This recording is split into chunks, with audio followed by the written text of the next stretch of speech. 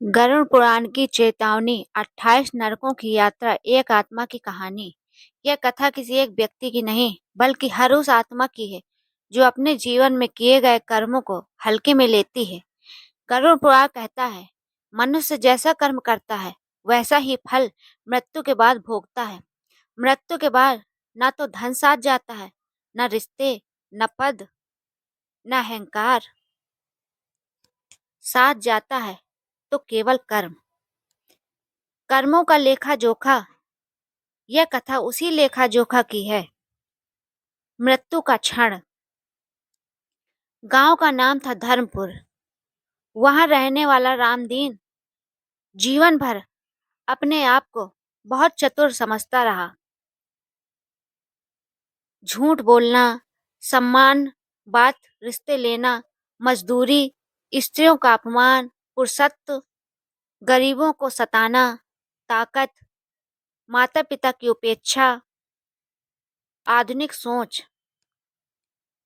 एक रात अचानक उसका प्राण निकल गया। आंख खुली तो उसने खुद को अपने शरीर से ऊपर देखा। शरीर नीचे पड़ा था और सामने खड़े थे यमदूत। यमलोक की ओर यात्रा। यमदूत बोले, रामदीन, अब पृथ्वी का समय समाप्त हुआ।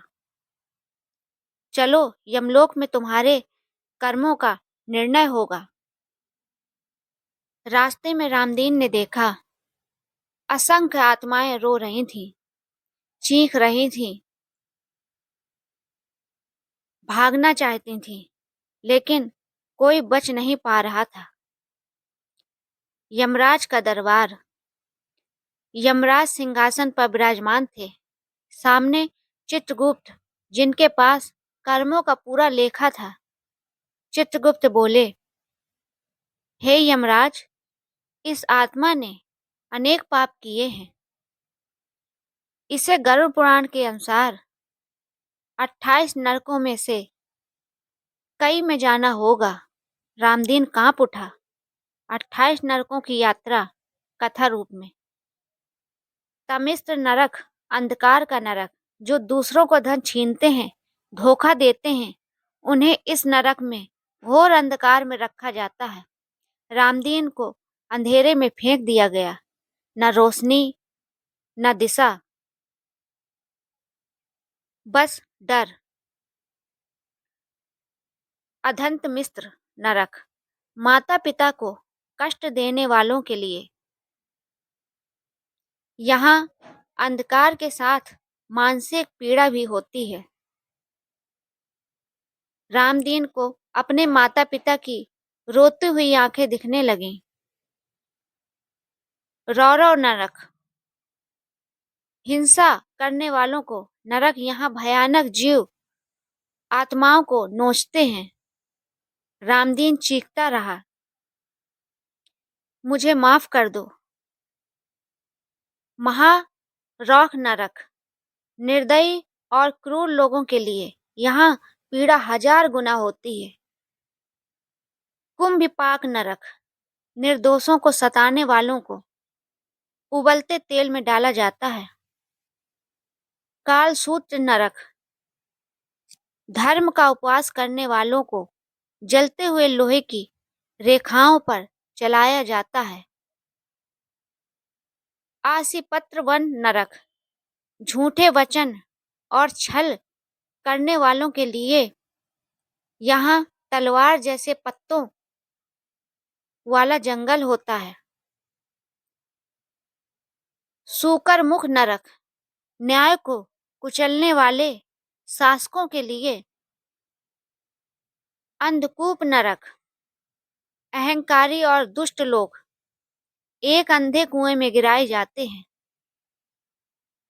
कृमि भोजन नरक, भोजन की बर्बादी करने वालों को कीड़े मकोड़े खाने पड़ते हैं।